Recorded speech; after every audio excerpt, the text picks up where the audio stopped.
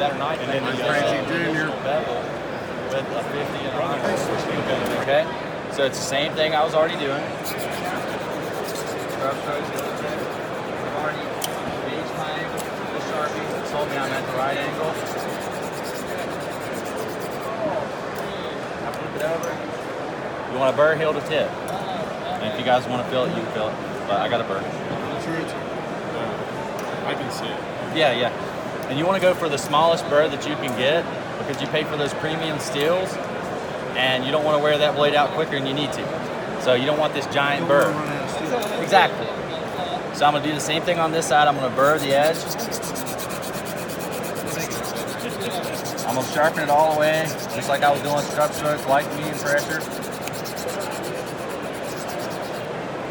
Flip it over. Make sure I got a burr heel to tip, which I do. You can feel it if you want to, but I got a burr. So now that I've got a burr on both sides, I've fully apexed the knife. I've got all of that edge from heel to tip burred, so I fully apexed all the way. Now what I want to do is knock that burr off and minimize it. Your sharpness comes from knocking the burr off and minimizing it. Doesn't matter what system you use, bench stone, a belt grinder, a brick, it doesn't matter. So what I'm going to do is, before I was doing scrub strokes like this, I want to do into the edge push strokes and only push strokes. What that does is that shears that burr off, and I'm going to minimize it here in just a second. You can do a few strokes. Some people count. They'll do like 10 strokes, flip, 10, then 5, 5, 3, 3, and so on. Me personally, I do it by feel. When you go to shear that burr off, it kind of drags and catches, and then when it smooths out, you know that burr's gone. I'm going to do a few more strokes. If you want to feel, that burr's gone. And it's on the other side. Now I'm going to do the same thing on this side. Into the edge push strokes, light to medium pressure.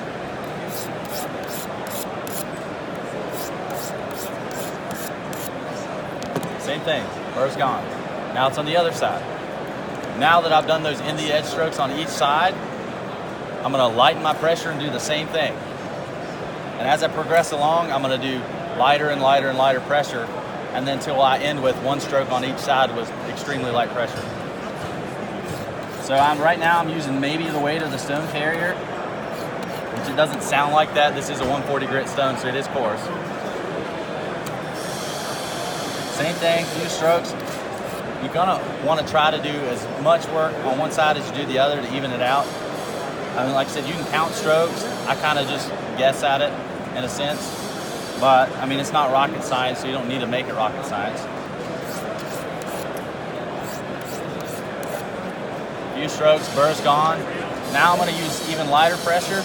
I'm going to do one stroke per side. I'm using less pressure than this stone carrier weighs. I'm cushioning the weight. I'm not pulling the stone off. I still want it to ride on the edge, but I'm just lessening the weight. One stroke, flip it. One stroke. Now I'm going to use extremely light pressure on this last one on each side. What that's doing is it's knocking whatever burrs off on there, and then it's also minimizing it a lot more because I'm using lighter and lighter pressure. Now I'm going to take it out. How you take it out of the clamp is you grip down on it. You don't want that blade to fall out. You've done all that work. You don't want to damage it. Also, at the same time, you don't want to get bit. Spin it. Grab the knife here in the back. Open the jaws. I always wipe mine down so a nice shop towel is good. Wipe it off. You guys can see how coarse that edge is. And I'll show you that I didn't change the stone.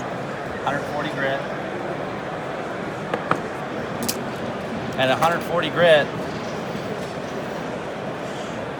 we're rolling hair. You should be shaving sharp at 140. This is the coarsest stone in the basic kit. If you're hair popping at 140, you're screaming at 1500.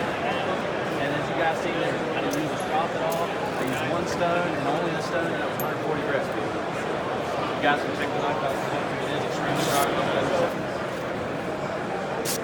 There's only two